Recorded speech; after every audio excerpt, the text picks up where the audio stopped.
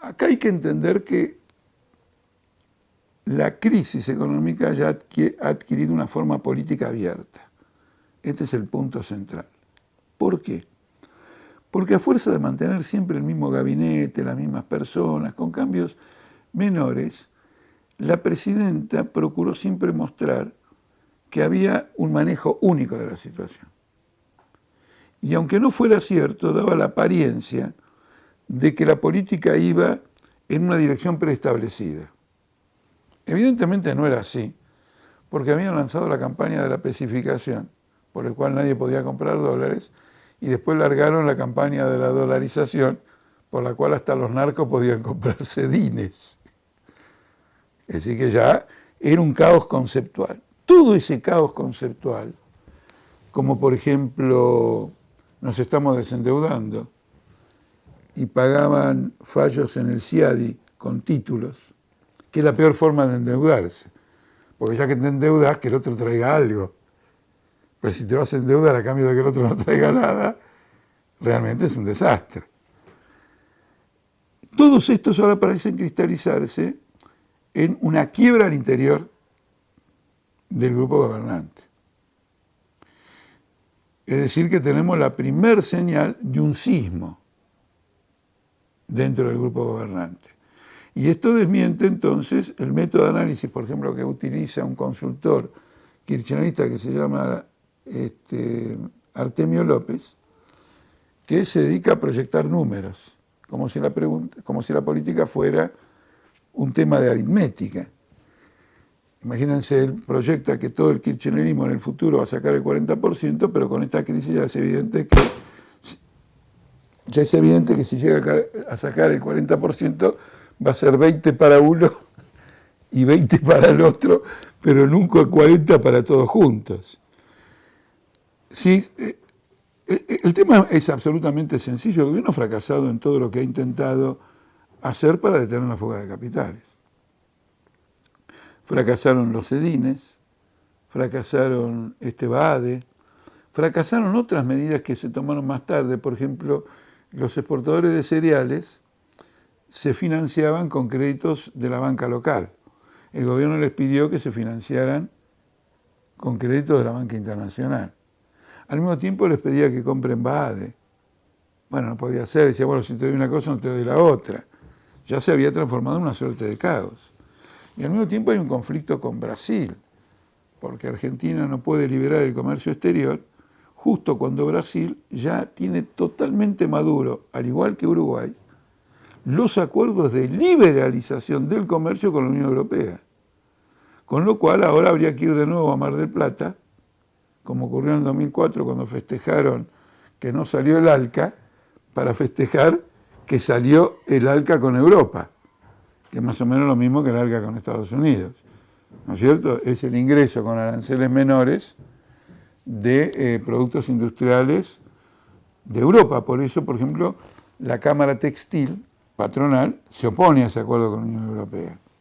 En definitiva, hemos llegado a una gran crisis y es probable que el gobierno decida aplicar esto de desdoblar el mercado cambiario, que de ninguna manera es tener dos tipos de cambio, uno para exportación y todo, y otro para el turismo, de ninguna manera. En primer lugar, porque se ha descubierto que en el rubro turismo hay manganetas que disimulan la fuga de capitales y que realmente el turismo en Argentina no ha crecido.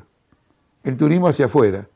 Sí ha decrecido el turismo que Argentina recibe.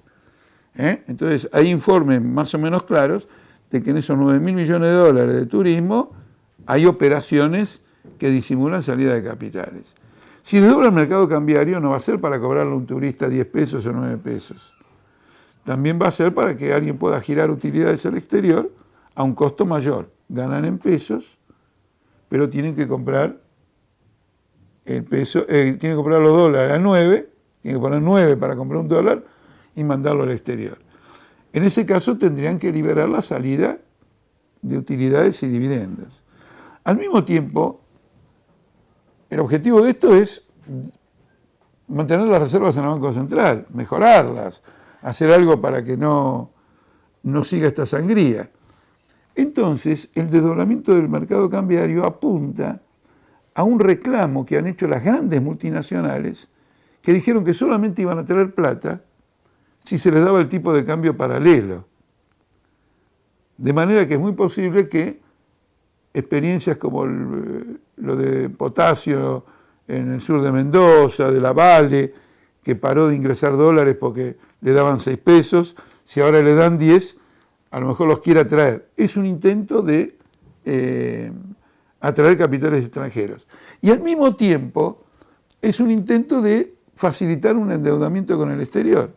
Es decir, que vean en el desdoblamiento cambiario, los capitales del exterior vean la oportunidad de traer dinero y en lugar de meterlo a 5 pesos o a 6, lo meten a 10 y se hacen una ganancia fantástica porque lo fugaron. ¿A cuánto? Lo fugaron a 4 o a 5 pesos. Entonces esto seguramente facilitaría los acuerdos con los fondos buitres, los acuerdos con el Club de París, porque los dólares para pagarle a todos estos vendrían de los dólares que entrarían como consecuencia de devaluación. El desdoblamiento cambiario es una devaluación.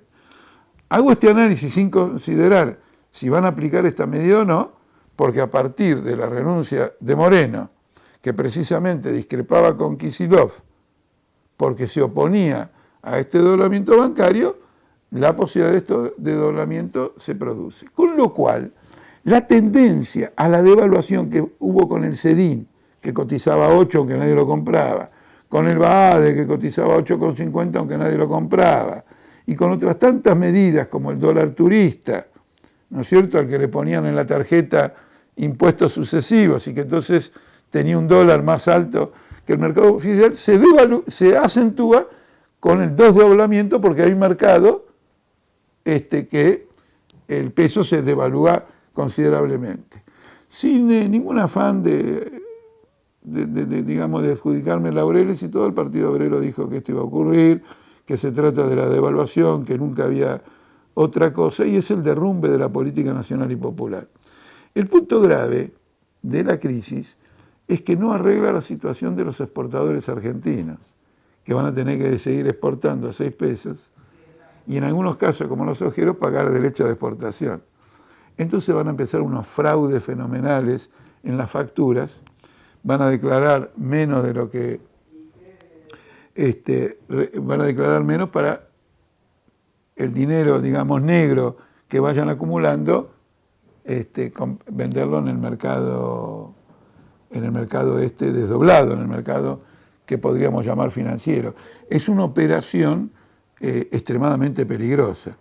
Como consecuencia de esta operación extremadamente peligrosa van a tener que aumentar los controles para que no se hagan estos fraudes de que los que operan en un mercado pasen al otro mercado cuando les conviene. Y entonces se va a acentuar la crisis política. La presidenta entonces está volviendo y retornando con una declaración de inviabilidad con una declaración anticipada de inviabilidad de este gobierno. Del otro lado está Capitanich. Capitanich es economista, ¿no es cierto? Y es un economista también experto en fraudes. Él quería que hubiera un patacón para los trabajadores y un peso convertible cuando fue jefe de gabinete de Rodríguez Sá en los últimos días del año 2001.